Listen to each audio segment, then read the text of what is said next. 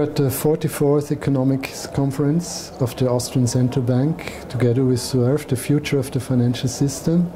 And I'm very happy to welcome John Kay. John is with us, journalist, entrepreneur and financial economist, author of Other People's Money, and we are going to talk about the fintech revolution, or is it a revolution, and the impact it will have on the financial system. Welcome, John. Thanks for being with us. Pleasure to be here, Martin and Vienna. John, there is lots of talks at the moment about fintech, technological change in the financial system. People in the industry claim very often that it is disruptive, it will change the face of banking as we know it.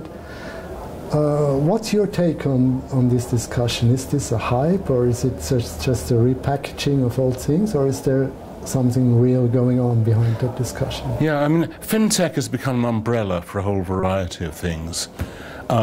Plainly, it seems to me the payment system is going through a period of disruption, and I will be astonished if our children and grandchildren are not amazed to think that we wandered around with wallets full of folding bits of paper which we use to pay for taxis and cups of coffee.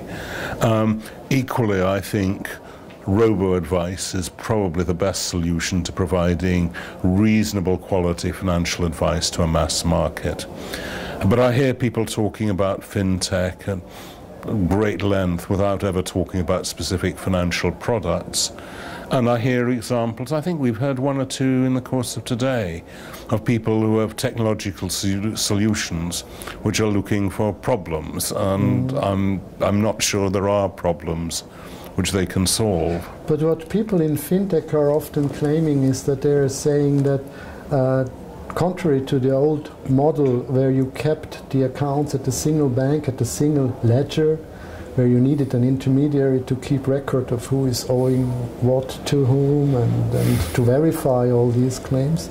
Today, with modern technology, with the blockchain, distributed ledgers, you can move more to a system where you have direct peer-to-peer interaction, and intermediaries will be cut out of this chain entirely. Do you think that's possible? Well, what hasn't been explained to me, and it may be that I just haven't understood enough of it, is how we find structures that actually provide that kind of verification without either the verification being provided by a trusted intermediary, whether that intermediary is a central bank or an existing bank or Google, seems to me neither here nor there, but there's a role for an intermediary in that. Or, as is the case with Bitcoin, and as was well described in this morning's discussion, Bitcoin provides verification outside the banking system, but it builds that trust. Well, really, because it doesn't have any trust, it is enormously expensive to provide the verification. Okay. And maybe there are answers to that, but I need to understand them. Okay. So do you think the model of the future will be more that the existing banks take on board some of these technological innovations that turn out useful to them, but will stay otherwise functionally more or less the same? I think that may be right. Equally, I think it may be that the existing banks have so mismanaged their affairs and damaged their reputation that much of the future will come from other financial institutions. But I think the lesson of the internet so far is not that when it's working well for us we do without intermediaries. It's that we find new intermediaries, whether they're eBay or Amazon or Uber or Airbnb, and we need that to provide the trust and verification, which actually enables us to deal with confidence. Okay, so in the future, when I'm going to save or want to finance my business or need any other kind of financial service, I will still go to a bank. Well, I think you will go to an intermediary, yes. And I think that's absolutely true for financing your business or taking out a mortgage. Because the truth is that in these areas, there is ultimately no substitute for the judgment and experience of someone who's made many of these kind of transactions before. And technology can help them.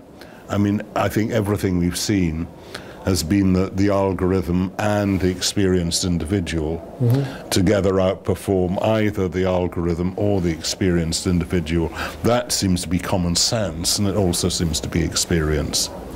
Okay, so we will not see a big disruption, but more an enhancement of what is already here? Or? I think we should mainly think of fintech as enhancement of what already exists, rather than something that is going to change within any foreseeable timescale, going to change the world as we've known it.